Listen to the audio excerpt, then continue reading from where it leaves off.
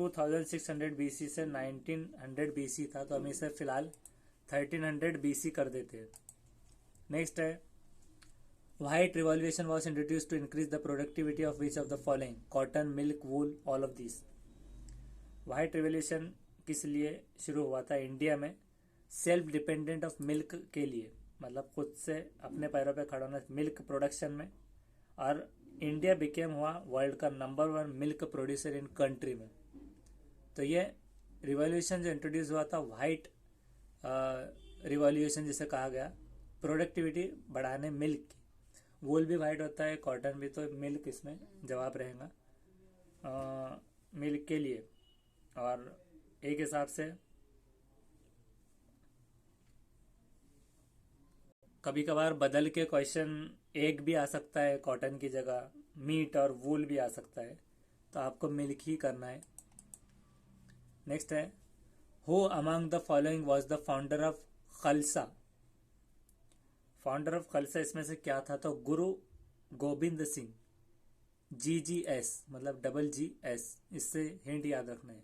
गुरु गोविंद सिंह, ये जो है तो फाउंडर ऑफ खालसा था। Next, the first president of Indian national Congress was. पहला प्रेसिडेंट इंडियन कांग्रेस का कौन था? इसमें से AO ह्यूमे था, या फिर बनर्जी था? तो SN बनर्जी, जिसका पूरा नाम व्योमेश चंद्र बनर्जी, फर्स्ट प्रेसिडेंट बने थे। तो SN बनर्जी है या फिर C बनर्जी है? अब इसमें बनर्जी 2 है, तो कोई एक बनर्जी थे, व्योमेश चंद्र बनर्जी। तो चंद्र बनर्जी, इसमें C आ रहा है, पूरा नाम नहीं आ रहा है। C बनर्जी हम अभी फिलहाल कर देते, इसको बाद में देखेंगे।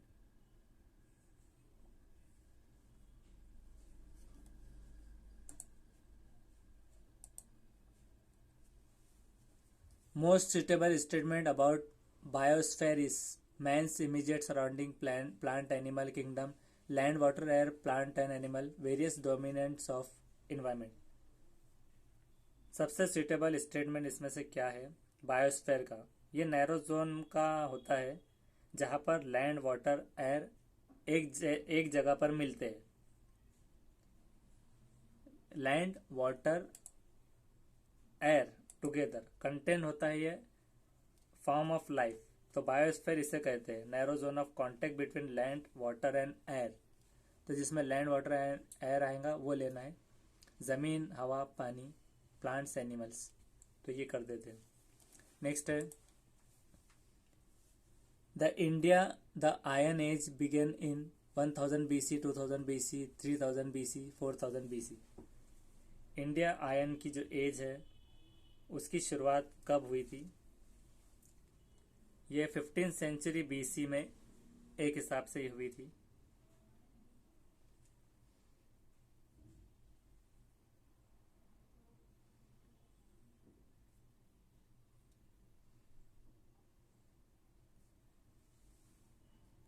तो 15th सेंचुरी मतलब हम इसे 2000 BC भी फिलहाल कर देते हैं, इसको बाद में देखेंगे इसका right answer. Sundarbans are in, Sundarban जो है तो ये कहाँ पर है? लोकेशन इसकी सुंदरबन के जैसे आपने देखा होगा जंगलात,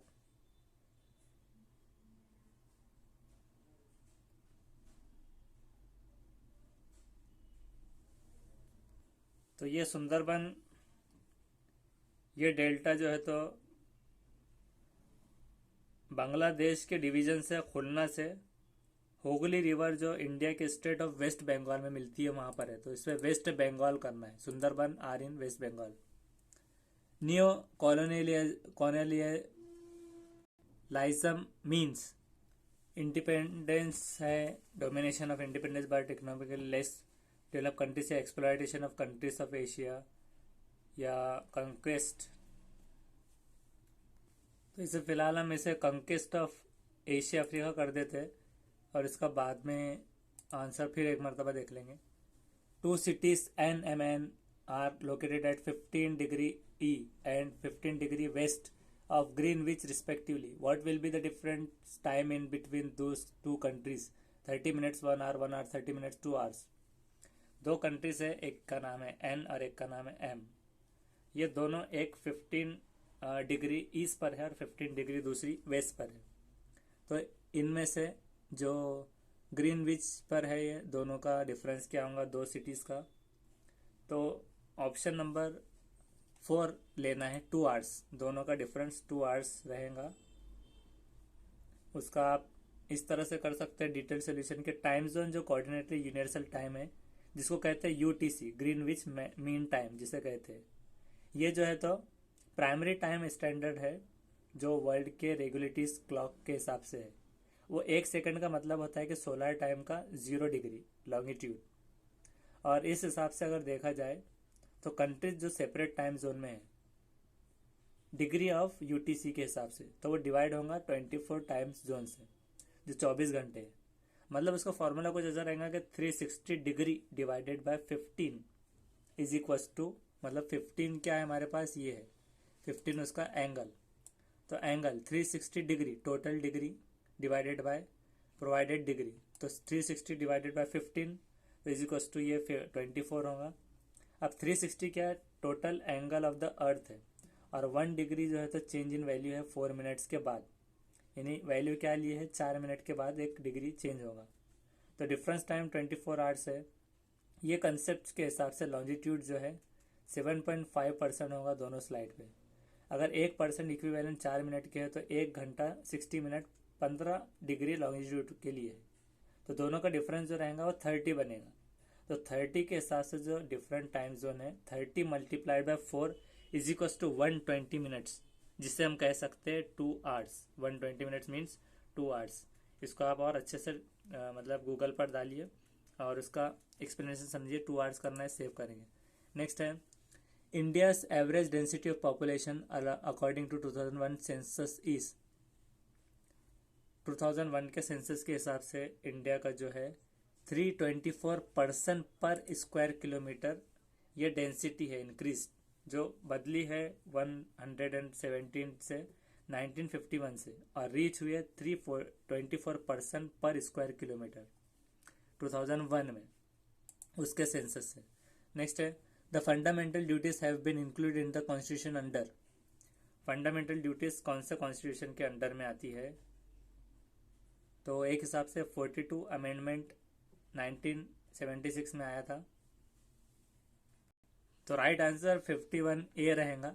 आर्टिकल 51A में ये फंडामेंटल ड्यूटीज है. नेक्स्ट है small marine features are found in continual margin. They are. Small marine जो फीचर्स है तो वो कॉन्टिन्यूअल मार्जिन में कौन से है? तो इसका ज़्यादा जो है तो श्योर नहीं है. अभी फ़िलहाल हम बीचेस और सैंड बार कर देंगे, बाद में देखेंगे इसका answer. How long is 1 degree longitude. 1 degree longitude कितना होता है? तो 1 डिग्री लॉन्जिट्यूड इक्वल होता है 2088, जिससे हम इसका मेन ये देखेंगे कि करेक्ट आंसर 111 किलोमीटर है. 111 किलोमीटर पॉइंट्स लैटिट्यूड से. ये एक एंगुलर डिस्टेंस होता है पॉइंट ऑफ अर्थ सरफेस से बना है. मेजर होता है डिग्री सेंटर से. इससे फिलहाल हम इसे प्राइम मेरिडियन कर देते हैं. 111 kilometre along the prime meridian. ये भी श्योर नहीं है, इसे हम बाद में और देखेंगे क्वेश्चन को. इसका आंसर क्या आता है? The reason why India adopted the policy of non alignment is that it did not want to join any power bloc, wanted to keep its separate identity, wanted to build up a third bloc, wanted to build up its military strength. Reason क्या था जो India ने छोड़ दिया policy non alignment जो थी? NAM जिसको कहते हैं Nehru's policy of non alignment came symbolize. तो क्यों एडॉप्ट किया? because it gave India power to take international decision. International decision लेने की इसने पावर दिया था और स्टेप दिया था सर्व करने.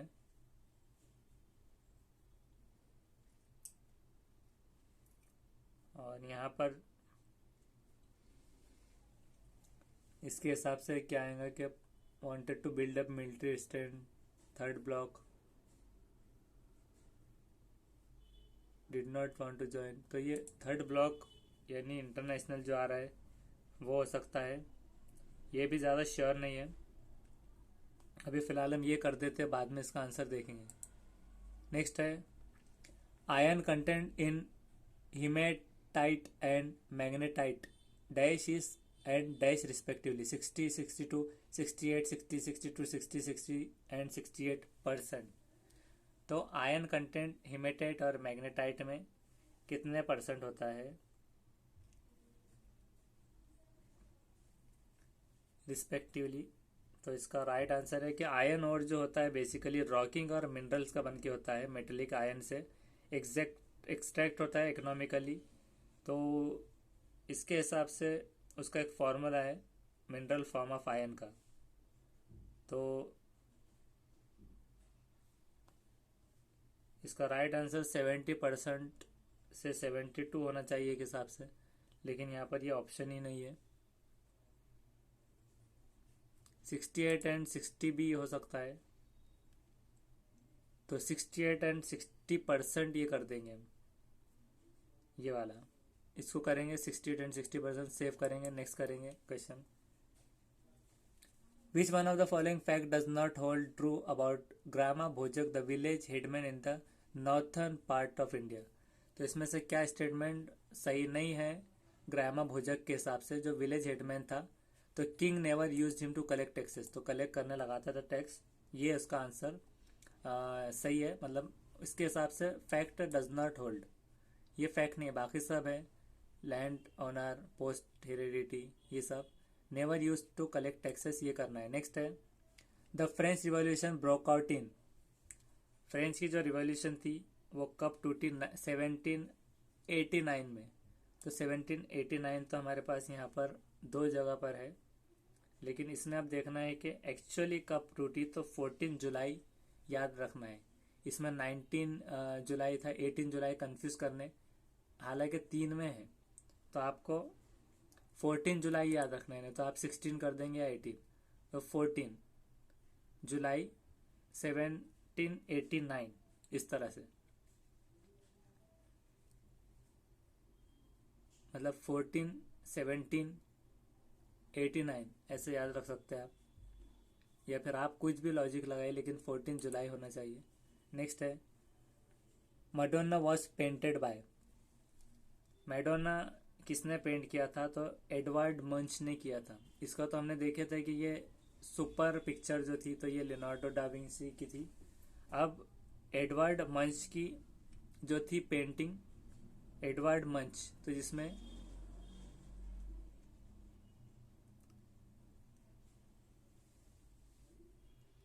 ये पेंटर नॉर्वेन पेंटर था।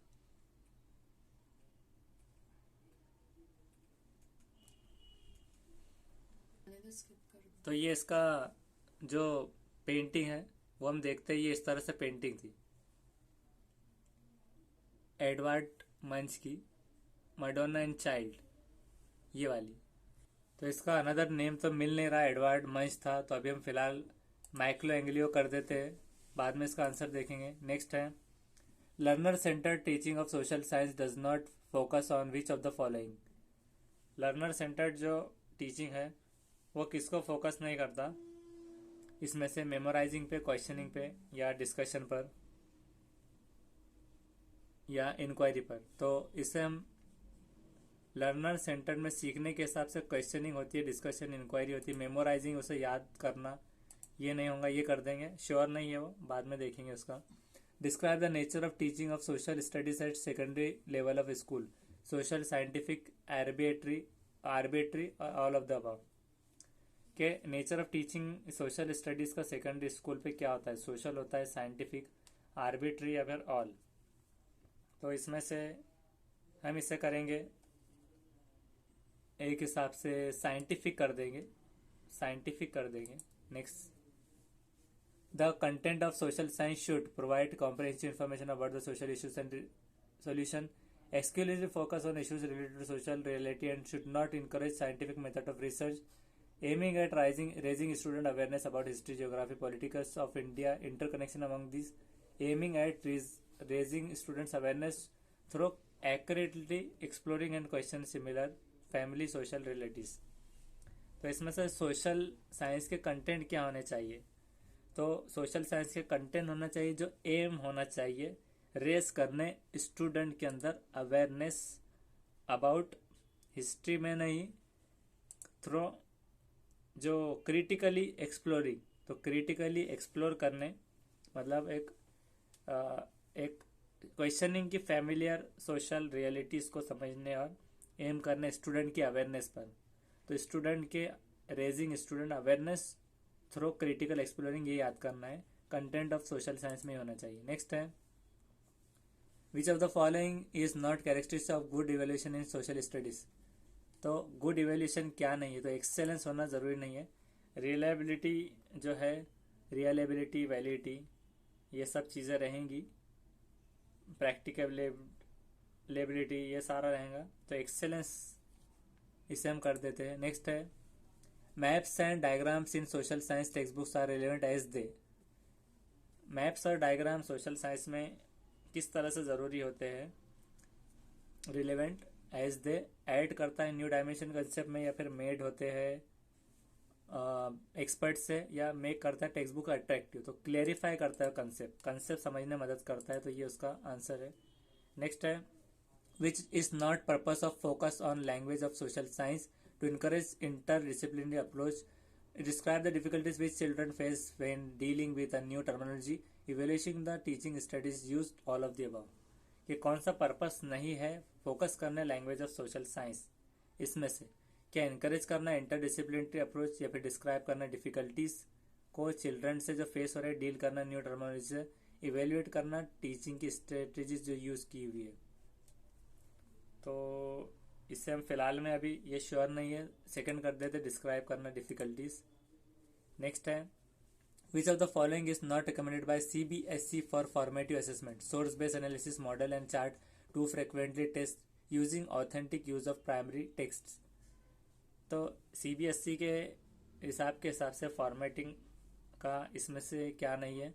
सोर्स बेस्ड एनालिसिस है, या फिर टू फ्रीक्वेंट टेस्टिंग, बहुत बार बार टेस्ट लेना, ये नहीं है। मॉडल चार्ट है, सोर्स बेस्ड एनालिसिस है, authentic source of primary text भी है, टू फ्रीक्वेंटली टेस्ट नहीं है, तो इसे सेव करेंगे। नेक्स्ट है a history teacher discusses a field trip to monument that she took her class to after coming back to the class, it may be set to as assessment for learning, assessment as learning, या फिर assessment of learning. तो इसमें से हमने इससे पहले भी किया था कि कुक भी अगर वो टेस्ट कर रहा है, या फिर कोई टीचर है जो मॉन्यूमेंट में क्लास में ले रहा है coming back to the class, तो वो असेसमेंट फॉर लर्निंग कर रहा है। तो इसमें कभी भी आता है तो असेसमेंट फॉर लगाना है, ऑफ नहीं लगाना है, इज फ्रॉम नहीं लगाना है, फॉर, असेसमेंट फॉर लर्निंग। ये क्वेश्चन में लर्निंग फॉर असेसमेंट भी था और असेसमेंट फॉर लर्निंग भी था, तो असेसमेंट फॉर लर्निंग ये भी याद रखना है, उल्टा सवाल भी आ सकता है। Dash means valuing the observable facts and figures over individual preferences in deriving the deduction, free association, brainstorming in society, egocentrism, reasoning. इसमें से कौन सी वैल्यू ऑब्जर्वेबल फैक्ट और फिगर पे आएंगी? सॉल्व करने, इंडिविजुअल प्रेफरेंसेस देने के लिए प्रॉब्लम सॉल्विंग में, क्या वो फ्री एसोसिएशन है या ब्रेन स्टॉर्मिंग है सोसाइटी में, तो हम रीजनिंग कर देंगे। Reasoning means value of observable facts, इसका हम आंसर बाद में देखेंगे। वैसे while discussing the function of state government, issues related to health, water, transport may be discussed too. Make students aware about how their state is going to these accounts. Make students remember about the role of government in these areas. Allow learner to understand these issues and express their critical views. Enlighten student to organize movement for better facilities for all.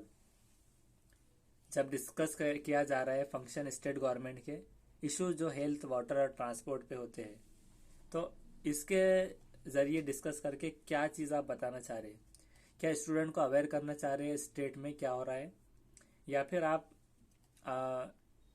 Student को इस तरह से बनाना चाहते हैं कि role बताने government से क्या रोल है, या फिर अलाउ कर रहे लर्नर को अंडरस्टैंड करने इश्यूज और एक्सप्रेस करने उनकी क्रिटिकल व्यूज और थिंकिंग कि क्या चीज़ें कर सकते हैं और क्या नहीं। तो सही जवाब इसका अलाउ है।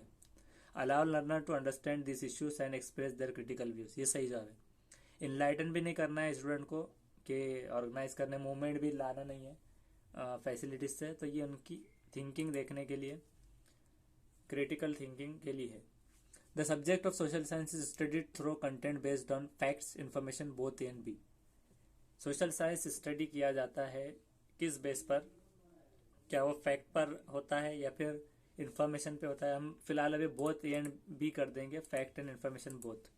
नेक्स्ट करेंगे, effective pedagogy of social science requires teacher to inquire into impact of their actions on student content priorities, intervention that enhance student outcome, all of the above. Effective pedagogy जो होती है social science की, जो require होती है teacher को inquire करने, तो किससे इंक्वायर होते हैं वो, क्या वो इम्पैक्ट होता है उनका एक्शन स्टूडेंट पर, या फिर कंटेंट की प्रायोरिटीज़ है, इंटरवेंशन है जो इन्हांस करता है स्टूडेंट की आउटकम। तो हम फिलहाल इसको ऑल ऑफ दी अबव कर देंगे और इसे सेव कर देंगे। सेव करने के बाद अभी हमारे 60 क्वेश्चन पूरे हो गए और टाइम बच गया है 1 मिनट बाकी। तो हमारी टाइमिंग बराबर चल रही है और यही होना चाहिए एग्ज़ाम में, 60 मिनट्स का स्पीड में करने के लिए, तब आप पास हो सकते हैं अच्छे से। अब हम इसे एंड करेंगे, तो हम इसे सिंपली एंड कर देंगे, एंड टेस्ट एंड कर देंगे, यस करेंगे। तो हमारे यहाँ पर 45 करेक्ट आंसर्स आए जबकि 15 इनकरेक्ट है। वो क्या करेक्ट है क्या नहीं, ये हम आपको आंसर्स की वीडियो में बताएंगे। Thank you.